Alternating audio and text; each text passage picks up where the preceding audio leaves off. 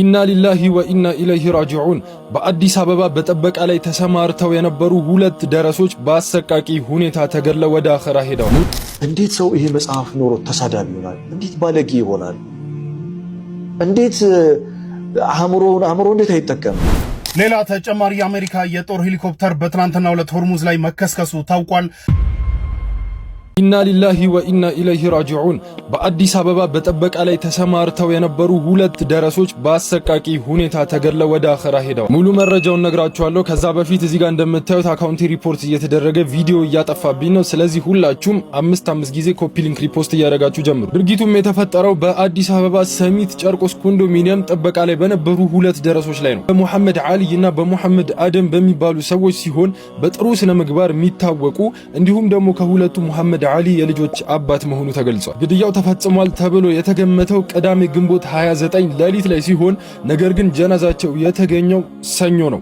እንዲሁም ደግሞ ሲገኙ ምንም አይነት የተሰረቀ ንብረት የለም። ግድያው ብቻ ተፈጽሞ ንብረት ሳይሰርቁ ነው ገዳዮቹ የሄዱት። ነገር ግን ጀናዛቸው የተገኘው ከሁለት ቀን በኋላ ማለትም ሰኞ ዕለት ነበረ። ቅዳሜ ተገድለው ሰኞ ተገኝቷል። ትላንትና በኮልፌ መካነ መቃብር ማክሰኞ ዕለት ጀናዛቸው ተቀብሯል። አላህ ጀነቱል ፊርደውስን ይወፍቃቸው። ሁላችሁም አሚን በሉ። ወሰላሙ አለይኩም ወራህመቱላሂ ወበረካቱ። ያናስ አናፈቋችሁ? ሳትዋሽ ተናገሩ። አናፈቋችሁም? ይህ የምትመለከቷት ሳጅን አልማዝ ተስፋዬ ትባላለች። በጣም ሎሬ ስለመቸኮል የተነሳ መንገድ ላይ የልኩ ነው የምቀርጸው። ባሏ የዛሬ ዓመት ነው የተመታው። እንዴት ቪዲዮ እንዳልሰራውበት ገርሞኛል። ከዛ ባሏ የተመታበት አካባቢ ሄዳ ሻማ አብርታ ምናምን እንደ ፊልሞች እንደ ሆሊውድ ፊልሞች ሐረካት ስታረግ በስናይፐር አናቷን እዛ ቦታ ላይ ሞተች። ለማንኛውም መልካም ጀሃነም። እነዚህ ሰዎች በነገራችን ላይ በጣም መጥፎ ሰዎች ናቸው። ሰው አይደሉም። ደም ምናምን አይመጡም እንጂ ሌላ እንስሳ ናቸው። ስለዚህ ይሄ ምድር ለነሱ ተገቢ አይደለም። መልካም ጀሃነም ባይ። እጅግ ያሳዝናል። ሁለት የእስልምና እምነት ተማሪዎች ማለት ነው ወይም ደግሞ ደረሶች በአሰቃቂ ሁኔታ መገደላቸውም የተገለጸ ይገኛል። ይህን እንግዲህ የገለጸው የለሚኩራ ክፍለ ከተማ መጅሊስ በሁለት ደረሶች አሰቃቂ ግድያ ዙሪያ መግለጫ እስከሚሰጥ ድረስ በትዕግስት እንዲጠበቅም እንግዲህ መልእክቱንም አስተላልፏል። በአዲስ አበባ በጥበቃ ተሰማርተው የነበሩ ሁለት ደረሶች በአሰቃቂ ሁኔታ መገደላቸውም እንግዲህ የተገለጸ ይገኛል። የለሚኩራ ክፍለ ከተማ መጅሊስ በሁለት ደረሶች አሰቃቂ ግድያ ዙሪያ ህብረተሰቡ መግለጫ እስከሚሰጥ ድረስ በትዕግስት እንዲጠብቅም እንግዲህ መልእክቱንም አስተላልፏል።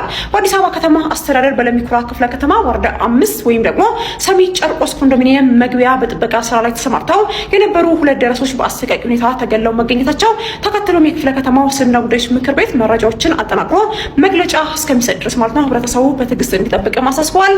የሟቾች ስም ሙሐመድ አደምና እንዲሁም ደግሞ ሙሐመድ አሊ የተባሉ የጥበቃ ሰራተኞች ሲሆኑ ማለት ነው በአካባቢ ማህበረሰብ ዘንድም የመልካም ስነ ምግባራቸው የሚታወቁና እንዲሁም ደግሞ የዲን ወይም ደግሞ የሃይማኖት ተማሪዎች ወይም ደግሞ ደረሶች እንደነበሩም ተገልጿል።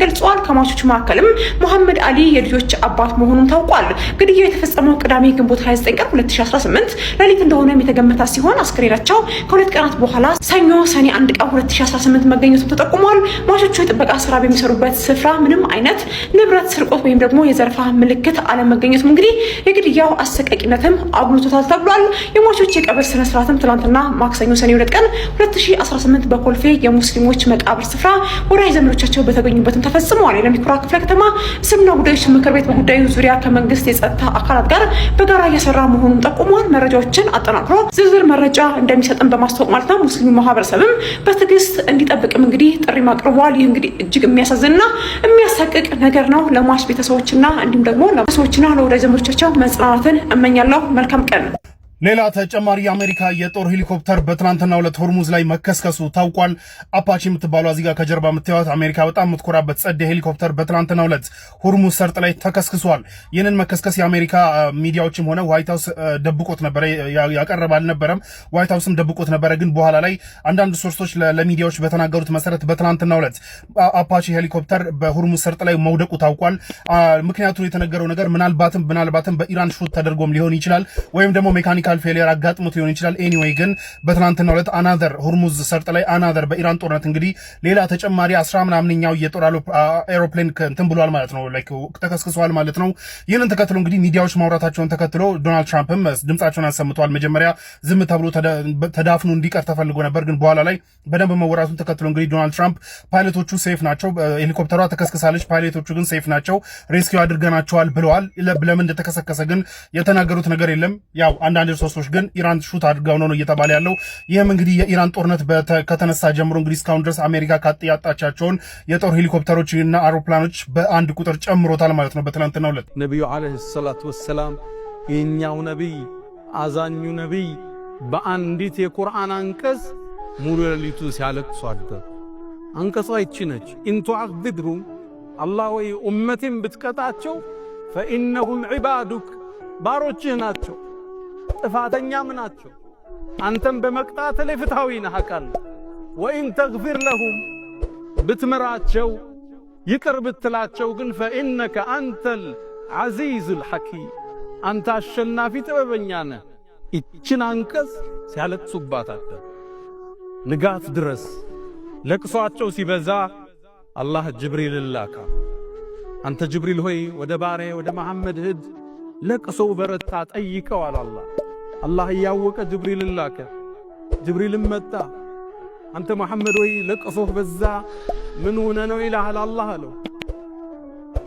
አንድ መልስን የመለሱ ረቢ ኡመቲ ኡመቲ፣ ጌታዬ በተከታዮቻቸው ጉዳይ እንዳታሳዝነኛ። ጅብሪል ለአላህ አደረሰ። አላህም መልስ ላከ። አንተ ሙሐመድ በኡመቶች ጉዳይ አናስከፋህም እናስደስታለን የሚል መልእክት ለነብዩ አለይሂ ሰላቱ ሰላም ነበር። ይህን ቃል ኪዳን ጠብቀው የውመል ቂያማ አማላጅነት ይቆማል። ከኛ መሃል እኔን የመሰለው አጥፊ፣ ዝሙት ላይ የወደቀው፣ ሪባ የበላው ያጎደለ ብዙ ሰው አለ ከኡመታት። እነሱ ወደ እሳት ቅጣት ይላካል። ከጀሃነም ለማውጣት አማላጅነት አላህ ዘንድ ይቆማል። አላህ ቃል ገብቶላቸዋልና አንተ ሙሐመድ ጀሃነም ውስጥ ከገቡት ቀልባቸው ውስጥ ላኢላሃ ኢላላህ ያለችውን ሁሉ ይዘውጣ ይባላል። የሳቸው ምልጃ ሲያልቅ ሰሃቦቹ አማላጅነት ይገባሉ። ሷሊሖቹ ታቢዒዮቹ ይገባሉ። ደጋጎቹ ልክ የታሰረ ሰው ዱንያ ላይ ለማስፈታት እንደምንሮጠው ዘመድ አዝማዱን ለማውጣት ወደ አላህ ሰው አማላጅ ይቀርባል። የጀሃነም እሳት አሳሳቢ አስፈሪ። እንዴት ሰው ይሄ መጽሐፍ ኖሮ ተሳዳቢ ይሆናል? እንዴት ባለጌ ይሆናል?